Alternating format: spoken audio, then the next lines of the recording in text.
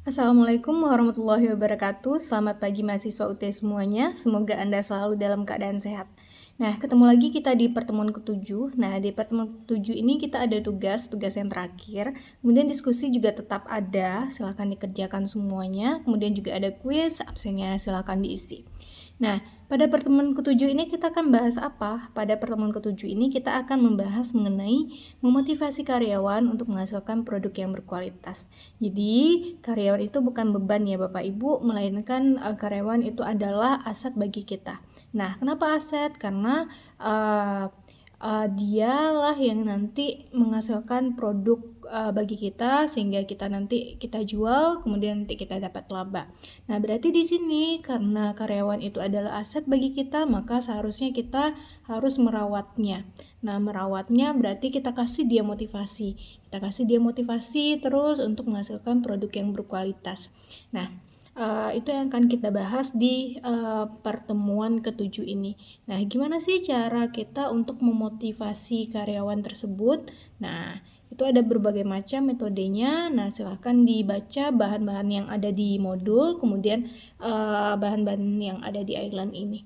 Nah, setelah mempelajari bab ke-7 pertemuan ke-7 ini, kalian diharapkan untuk apa? Nah, yang pertama itu kalian diharapkan untuk mampu menjelaskan dan menganalisis konsep dasar produktivitas. Jadi kalian harus tahu dulu apa sih yang dimaksud dengan produktivitas itu. Nah, jadi produktivitas yang disebut dengan konsep produktivitas itu gimana? Jangan nanti hanya sekedar biaya rendah kemudian laba tinggi, karena itu sesuatu yang tidak mungkin. Karena biaya itu sifatnya tergantung pada kualitas yang kita inginkan. Nah, jadi kualitasnya biayanya optimal, kemudian hasilnya juga optimal ya. Jadi kayak gitu ukurannya. Nah, kemudian habis itu yang kedua, kalian diharapkan untuk mampu menjelaskan dan menganalisis teori-teori motivasi. Jadi di sini kalian harus tahu dulu teori-teori motivasi itu apa aja. Jadi di sini dari teori tersebut kalian bisa menyimpulkan kira-kira apa ya yang dapat memotivasi karyawan kita. Nah, kemudian yang ketiga, mampu menjelaskan dan menganalisis kebutuhan sumber daya manusia. Jadi kebutuhan sumber daya manusia atau karyawan kita itu apa aja biasanya, sehingga nanti bisa kita jadikan sebagai motivasi bagi karyawan kita supaya dia mau bekerja. Kemudian habis itu yang keempat, mampu menjelaskan dan menganalisis perekrutan karyawan.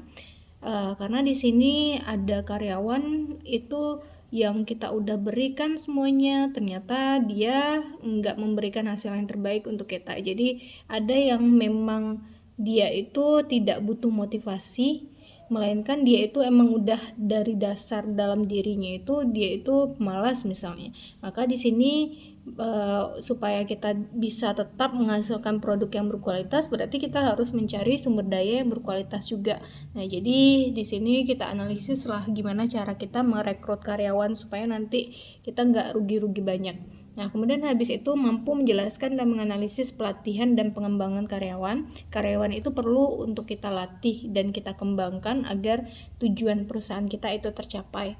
Nah, kemudian mampu menjelaskan dan menganalisis penilaian karyawan, kemudian mampu menjelaskan dan menganalisis pemberian kompensasi, kemudian mampu menjelaskan dan menganalisis konsep pengelolaan sumber daya manusia, kemudian mampu menjelaskan dan menganalisis serikat pekerja dan peraturan ketenagakerjaan. Jadi penting kita ini tahu peraturan ketenagakerjaan, berapa gaji minimum yang harus kita bayarkan, supaya nanti nggak ada demonstrasi terhadap produk kita. Karena kalau misalnya demonstrasi terjadi, itu dapat mempengaruhi citra dari produk yang kita jual.